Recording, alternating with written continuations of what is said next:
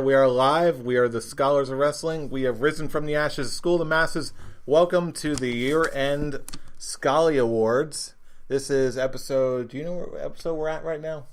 Honestly, I don't even know what episode we're at right now. Episode a lot. And yes, we are the Scholars. Welcome to the show.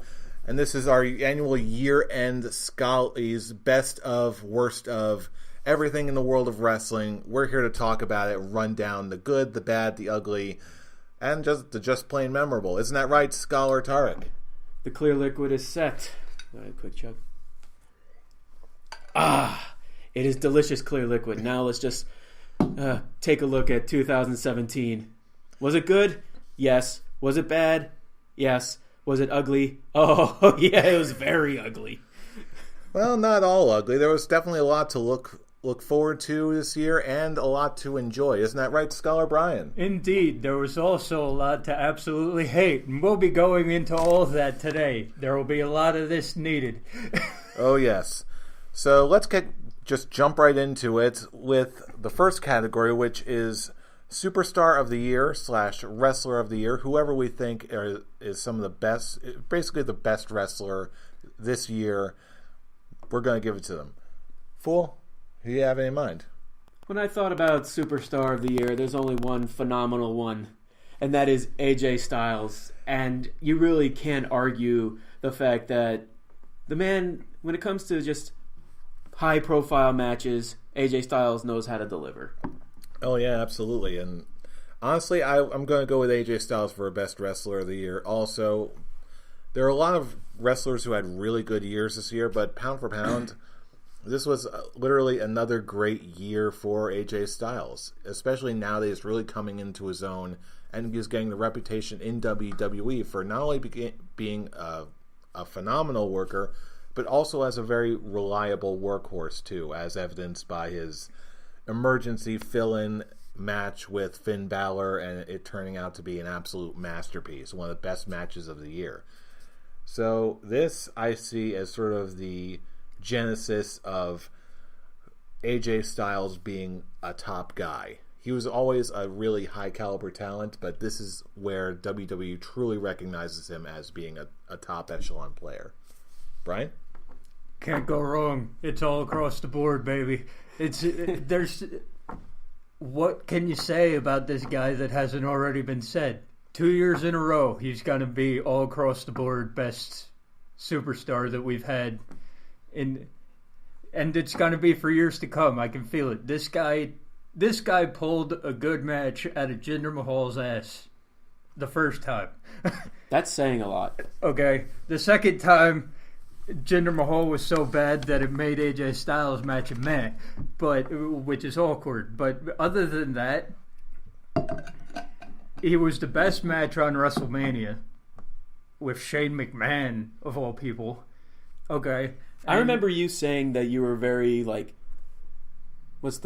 nervous about this one. You wouldn't think you thought it was going to be good, but it wasn't going to be great. I thought it was going to be good. Out of the water. I thought that it was going to be good, but I thought it was only going to be a showcase for which high thing is Shane McMahon going to jump off of this WrestleMania. He didn't jump off a high thing. But in the meantime, it was also AJ that really pulled the rest of the technical aspects of the match together. Very true. I thought that wasn't the way the match was going to be, and it ended up blowing me out of the water. And then he basically had the WWE main roster match of the year with John Cena at Royal Rumble. Okay, the best match that Brock Lesnar has had in a long time. That masterpiece with Finn Balor. It's just all across the board. AJ could do almost no wrong this year. And so definitely deserving 2 years in a row across the board Superstar of the Year for Scholars of Wrestling. It makes it sad. It makes it sad thinking he's not going to close WrestleMania. Well, but there's no saying that he won't steal the show, as he's apt to do. But the man deserves to be in the main event of WrestleMania. He does, and his time will come. Sooner rather than later. His time will come. I'm just happy that the rumors going around about the title match aren't true. That it's not going to be John Cena versus AJ Styles. I'm just happy that apparently they have something else in mind. Well, and we'll see how that goes as time goes on. In the meantime, let's see if we can't break this deadlock with our next category, most underused wrestler of the year. You go first, Jeff. We'll this alternate. one was tough for me. There are a lot of people who could be considered to be underused or underutilized. A long, short list of however many people using whatever other criteria you like. Looking back at the year that was, it's a tough pick, but I'm going to pick one of the many names. You're probably going to disagree with me on this, but I picked Jazzy Gabert this time. The big German Russian woman, whatever nationality she is, from the Mae Young Classic. Mm-hmm. She was a fan favorite early on. Arguably got eliminated a little bit too early from the competition. Got sort of a cult following, arguably because of it. And I actually just found out, just as of the day of this airing, taping, recording, whatever word you want to use. Could be a mixture of both. All of the above, depending on when you're watching this. Mm-hmm. But apparently she is now out with an injury and requires some recuperation time before she's back on the roster again. Well, that just threw away my Scholars Quick Talk. I was going to ask if you guys... Okay, if she wasn't injured, would you have seen her in the Women's Royal Rumble? I can see her making her debut if she was not actually injured or nursing some sort of injury at the time. But, yeah, I absolutely could have seen her there, and thankfully the reaction that she got at the Mae Young Classic was undeniable. Mm-hmm. So the higher-ups, they definitely know of her. They're definitely on her radar. She's definitely on their radar, excuse me. But, yeah, hopefully she gets back in fighting shape again, and we'll get to see more of this lady in the future, because she's certainly fun to watch. I really don't think that this was a hard category to pick at all, okay? Because the guy I'm picking, okay, we all thought he was going to be in a WWE title match at WrestleMania. We all thought he had a chance to win that match. Okay, and then right after that, he disappears from TV. He just returned in a tag team. Okay, I'm talking about Luke Harper. I can see that too. Okay, this really wasn't difficult at all. Just his name was the first one to pop up, and I was like, yeah, obviously. Okay, the first 3 months of this year, the dude was electric. Everybody wanted to see him become a part of that triple threat match at WrestleMania. They wanted that match to be Bray Wyatt versus Luke Harper versus Randy Orton. Okay, but Vince McMahon didn't see it, and I don't know if he got injured or hurt or whatever. But after WrestleMania, he just disappeared. I actually do think he got injured. He disappeared from the program. Okay, and yeah, what he's got going, it's a nice little thing right now with the Bludgeon Brothers. It's a nice little thing. It's an awesome little thing. It's a little thing, sorry, I love it. But it's also the fact this dude was up for the WWE title, and now he's back in the tag team division where he was floundering for years. So it's definitely an underutilization, and I think it's criminal. Mm-hmm. What they did to this guy. Tart, who do you got? Well, like what Brian said, this one actually wasn't very tough for me. It was actually a toss-up between two guys, but seeing the big pop that he's getting now, it's not going to be Rusev for this one. It's another one that Vince is just being very close-minded and seeing. Zack Ryder. I'm going to ignore you. El Dandy.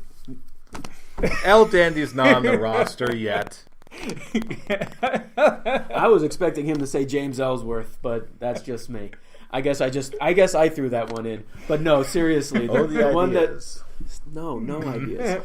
The one that pops into my head as the most underused superstar of the year is Finn Balor.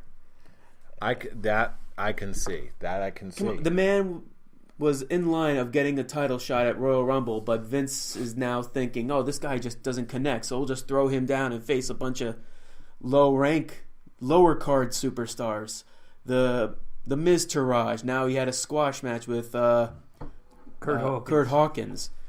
The man just, ever since he came back, he just has been stuck. And as intrigued as I was with his feud with Sister Abigail Wyatt, that went absolutely nowhere because Sister Abigail Wyatt got sick. So now he's just stuck in La La Land. I mean, he had like we said, he had a fantastic match with AJ Styles. So, and the pop the crowd had, you would think, okay, he's definitely in line to get the title, to get a title shot against Brock Lesnar. But Vince is like, no, damn it, I want my Braun Strowman and I want my Kane, because big man is what sells. But I still love Kane. I was going to say, you just listed two people that you love. I do, but it's just it's criminal to think for a long time we were going to get a big Finn Balor versus Brock Lesnar match, even with Paul Heyman kind of hinting at it, giving his respects to Finn Balor, and it just was like, oh, we were going to have this. I'm Vince McMahon, and I just threw it away.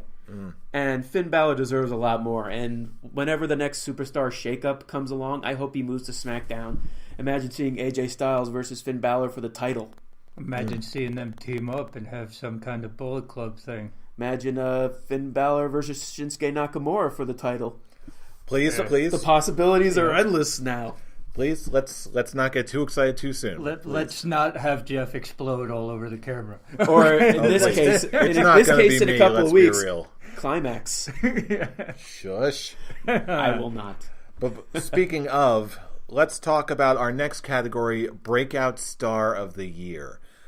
It's just someone who came along that's new, relatively fresh, something new and exciting that really captivated us all this year.